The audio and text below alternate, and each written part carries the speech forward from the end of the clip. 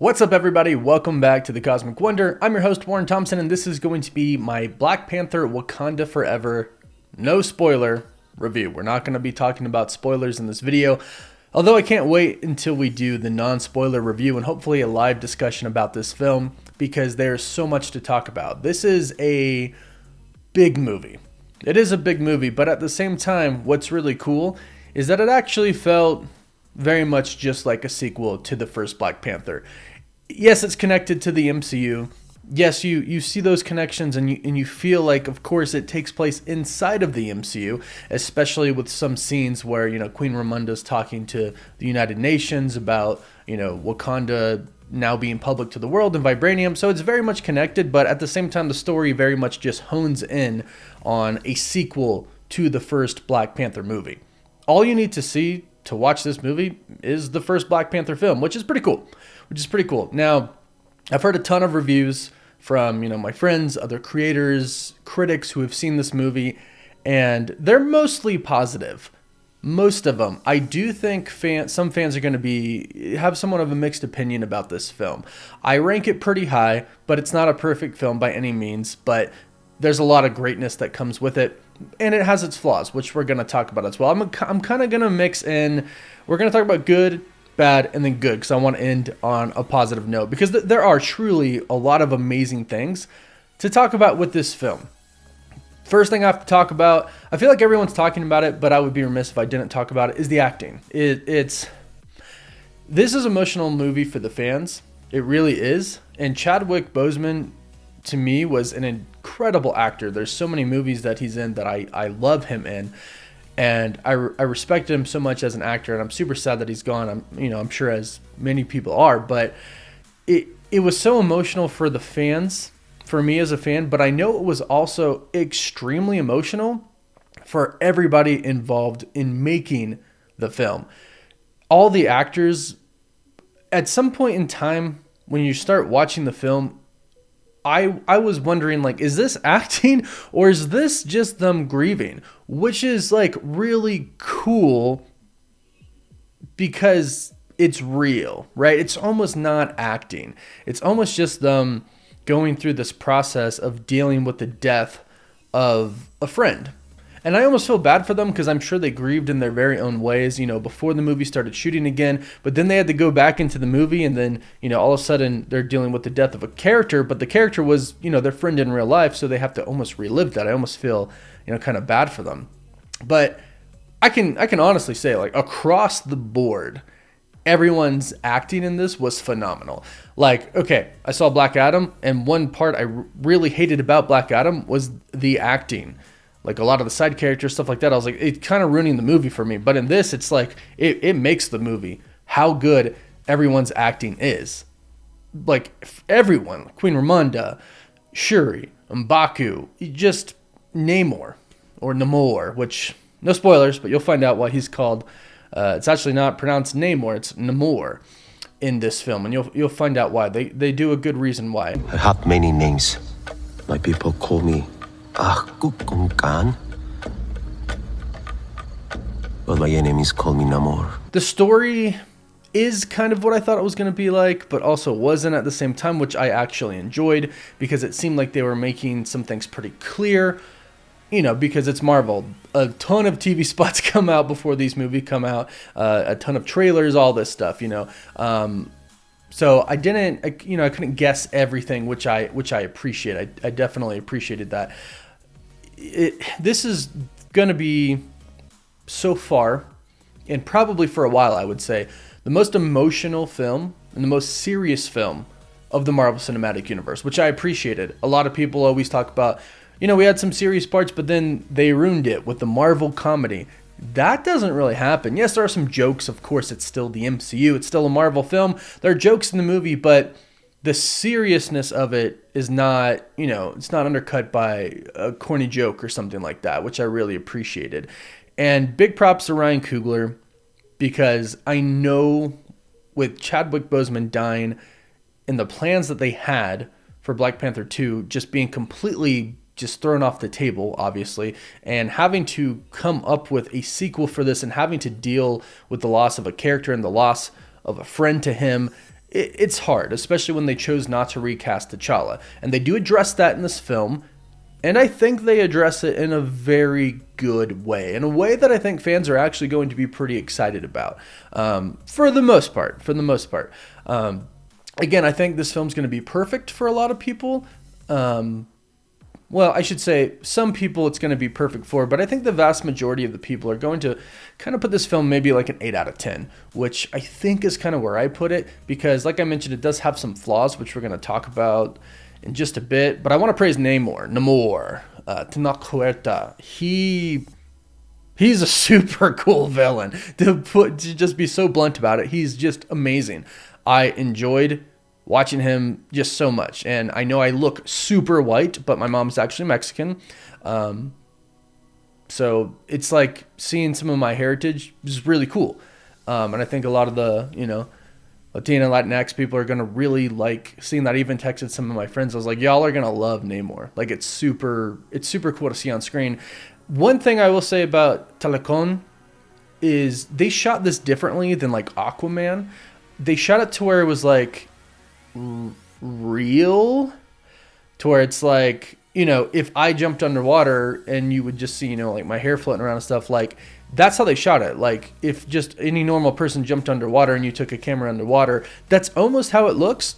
And it's not too big of a distraction, but I think I like how they filmed Aquaman a little bit better than that, just because it's a little bit more clear, just for like cinema, you know what I mean? Just for like the cinematic purposes, I think shooting it the other way was better.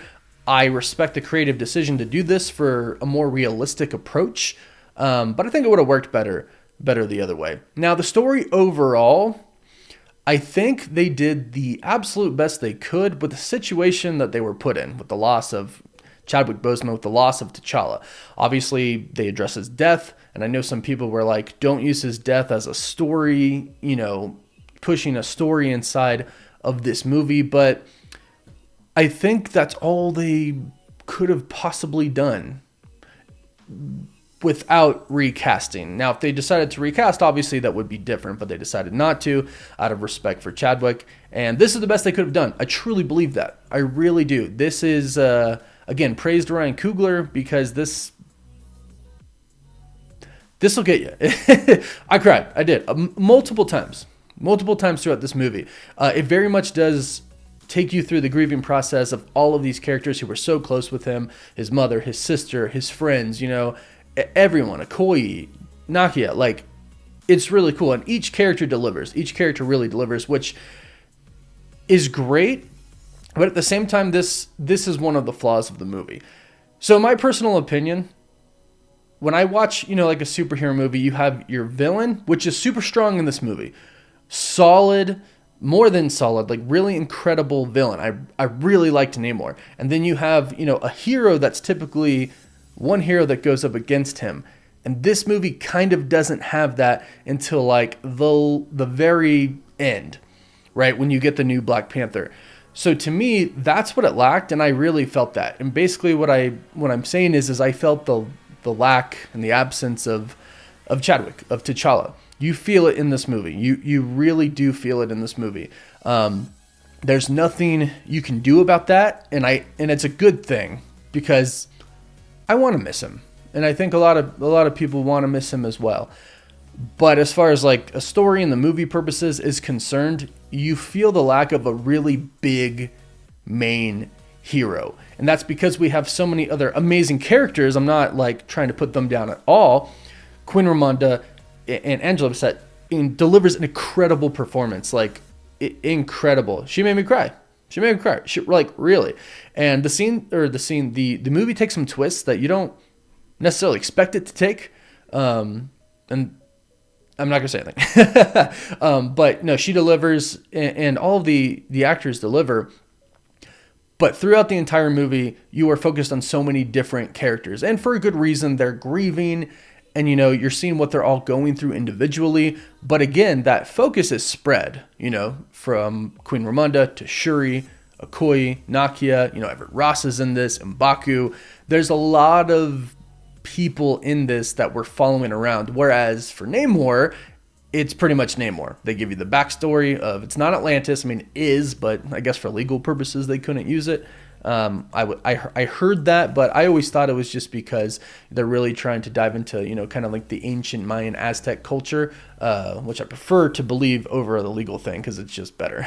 But Talakon is cool. It's really, really cool. It's cool to see how they interact with Wakanda, how, Queen Ramonda and Shuri interact with Namor. It's really cool. And there's a lot of cool things that people are going to really like about Talakon and Namor in general. But it's all about him, and it's about him and his kingdom, right? Like they talk about the kingdom, they show, his troops, but it's really still about him. And one thing I will say about Namor is he's a pretty ruthless villain, which is something I miss. He's just going to do what he's got to do. And I like the fact that it's not just to kind of rule the world just for the sake of ruling it. There's a good reason of why Talakon and Wakanda go to war with each other. There's a good reason for other things that I won't mention because it's spoiler free. But no, he was fantastic. He really was fantastic. Another flaw is that the movie's long. For me, a huge Marvel fan, that's okay. I'm all right with that. It didn't feel like it dragged, really. In fact, a lot of times I was really on kind of the edge of my seat, whether it was watching a fight or not knowing what was going to happen, something like that. I don't think it was too long. I think some people might, though, especially if you're not like a die-hard MCU fan. If you're like a casual just movie watcher in general, you might think this movie's too long. So that might affect some people. But for me, it wasn't. Now, on top of the lack of like a main hero, the ending battle seemed kind of short to me. And that's because, okay, everybody knows this isn't a spoiler. They show it in the trailer. There's a new Black Panther, right? I won't talk about who it is or anything like that, but pretty much the fight between the new Black Panther and Namor could have been longer. It really could, because we have a big final battle and a lot is happening. Again, we have so many characters and they're all fighting. Riri Williams is Ironheart. Really cool. I'm really excited for the Ironheart series after this. It was really cool to see her character, but you have her, and then you have, Okoye, and I think everybody knows about, the Midnight Angel and stuff like that at this point in time. That was really cool to see, but it was so much is happening at the same time that the new Black Panther is fighting Namor, and I'm like, I could have dealt with less of like the big battle between everybody and more of just like Namor versus Black Panther. That's what I wish I kind of got at the end, because it seemed kind of short. So if it was a little bit longer, Black Panther versus Namor, I would have been a little bit more happy. But overall, it's a really good movie. It really is. It's not my favorite MCU movie, and I don't think it's right to compare this movie to the first one. They're very different. And out of respect for Chadwick, I think a lot of people are going to say the first one is better. And I will say that I did miss the Black Panther. I missed T'Challa, and you notice his absent. You really do. You really do. And it's sad, but again, it's the best you can do with the circumstances that they were put in. Now to end with some positives, again, I really did love this movie. There's so many great things to love about it. They do a tribute to Chadwick, and it's really emotional. Even if you're not like an emotional person, you might cry in this movie, because I did, and like, yeah.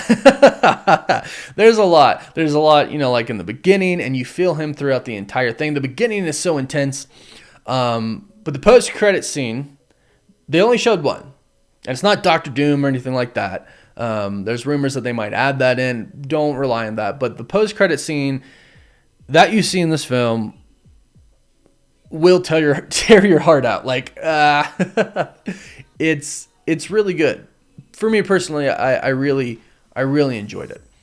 There's a lot of great things to this movie. There's a lot of great tributes to Chadwick. And again, the acting is phenomenal. And overall, the story is really good. I like what they wrote as the story. It makes sense, right? It's not just some random thing and we're watching some random story play out. It makes sense.